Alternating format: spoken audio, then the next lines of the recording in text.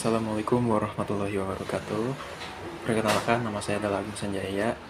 Saya dengan NIM 152411013. Saya dari Prodi Informatika, kelas 15 3D 07. Pada kesempatan ini saya akan mempresentasikan tentang artikel populer saya yang berjudul Stop Menyalahgunakan Kekuasaan untuk Korupsi. Oke, tanpa berbasa-basi kita langsung saja masuk ke latar belakang. Di sini, pada latar belakang, penyalahgunaan kekuasaan di negeri kita sendiri masih dianggap hal yang sepele. Padahal, kasus korupsi yang terus muncul merugikan masyarakat dan negara. Dana yang seharusnya dialokasikan untuk membangun negara, yaitu berupa pendidikan, pelayanan publik, dan juga meningkatkan kualitas pembangunan, justru disalahgunakan untuk kepentingan pribadi. Jika hal ini terus dibiarkan, maka perkembangan negara tidak akan maju. Lanjut ke pengertian. Apa sih itu penyalahgunaan kekuasaan? Sederhananya, penyalahgunaan kekuasaan itu adalah perbuatan pejabat, aparatur sipil negara, ASN, pihak swasta, serta setiap orang, baik itu individu maupun suatu korporasi yang menggunakan kekuasaannya untuk kepentingan diri sendiri. Nah, dari contoh kasusnya yang saya ambil adalah korupsi. Biasanya tujuannya itu untuk memperkaya diri sendiri, lalu membuat hukum seenaknya oleh oknum-oknum tertentu, dan juga memberikan jabatan kepada teman atau keluarga tanpa mengikuti syarat yang sah. Gitu.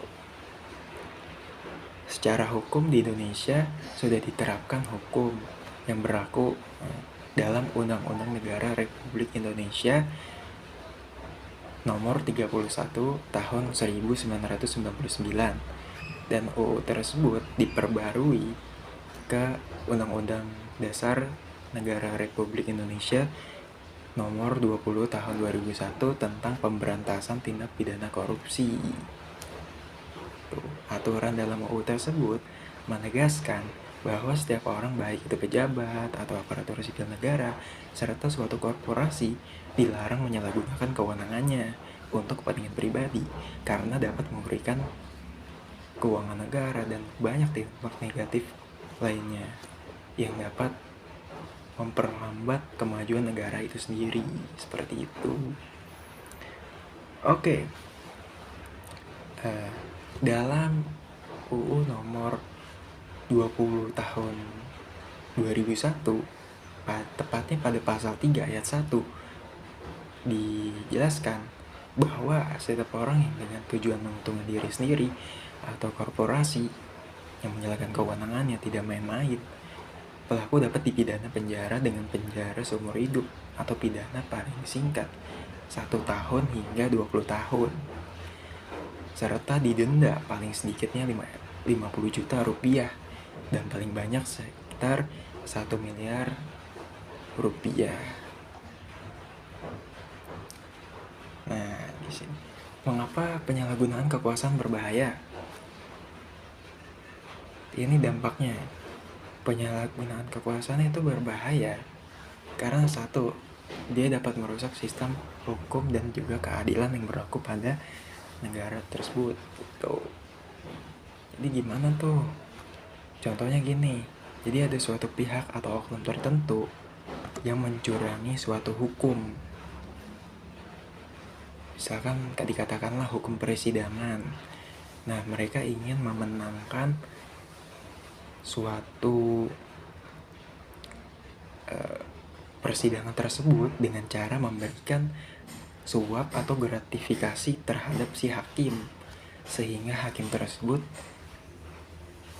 sepakat dan menyetujui agar si pihak pemberi ini menang, seperti itu. Lalu yang kedua, di sini ada yang melanggar hak asasi manusia.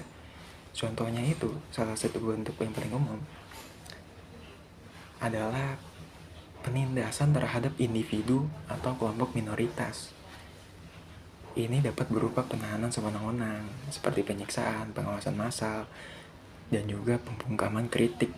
Contoh kasus kecilnya itu seperti Munir, ya, ya seperti itu. Dan yang ketiga, di sini ada menyebabkan kerugian ekonomi karena korupsi seperti yang tadi saya jelaskan di atas. Jadi penyalahgunaan kekuasaan ini seringkali bermanifestasi dalam bentuk korupsi, seperti penggelapan dana untuk pembangunan masyarakat, dan juga suap kepada perusahaan yang terafiliasi tanpa tender yang adil. Jelas hal ini kan merugikan finansial yang besar bagi negara. So, bagaimana cara untuk mencegah penyalahgunaan kekuasaan yang ada di negeri ini gitu. Untuk pemerintah, upaya yang harus dilakukan: 1. Perkuat transparansi. Gimana sih cara perkuat transparansi? Caranya begini, pemerintah perlu membuka akses informasi publik, khususnya terkait anggaran dan juga proses pengembalian keputusan, serta menerapkan sistem pemerintahan berbasis elektronik. Yang kedua, meningkatkan akuntabilitas. Penegakan sanksi yang tegas serta penguatan lembaga pengawas seperti Komisi Pemberantasan Korupsi atau KPK dan juga Ombudsman menjadi langkah penting dalam mencegah penyalahgunaan kekuasaan ini. Dan juga di sini yang ketiga, menanamkan integritas kepada pemerintah untuk membentuk budaya kerja yang beretika, disertai pendidikan anti korupsi dan juga peningkatan kesejahteraan aparatur negara. Seperti itu. Dan juga ini adalah peran untuk masyarakat. Untuk masyarakat, 1, masyarakat perlu memahami hukum.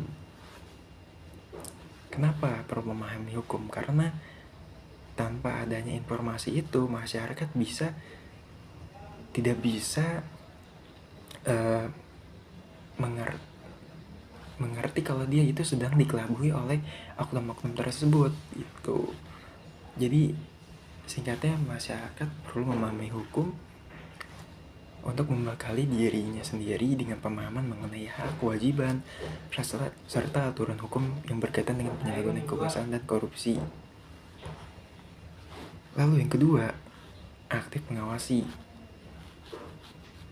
Partisipasi masyarakat dalam mengawasi penyelenggaraan pemerintahan sangat penting, termasuk dengan melaporkan dugaan penyalahgunaan wewenang. Lalu singkatnya, penyalahgunaan kekuasaan bukanlah hal yang dapat ditoleransi, karena dampaknya yang merusak keadilan, kepercayaan publik, dan juga merusak masa depan bangsa. Menurut saya, penolakan terhadap penyalahgunaan kekuasaan harus dimulai dari sikap yang tegas, baik secara individu maupun sebagai pejabat. Dengan komitmen bersama, kita pasti bisa mewujudkan pemerintahan yang bersih, adil, dan juga berintegritas. Oke, sekian aja itu dari saya, Agung Sanjaya. Jika ada salah kata, mohon maaf. Wassalamualaikum warahmatullahi wabarakatuh. See you.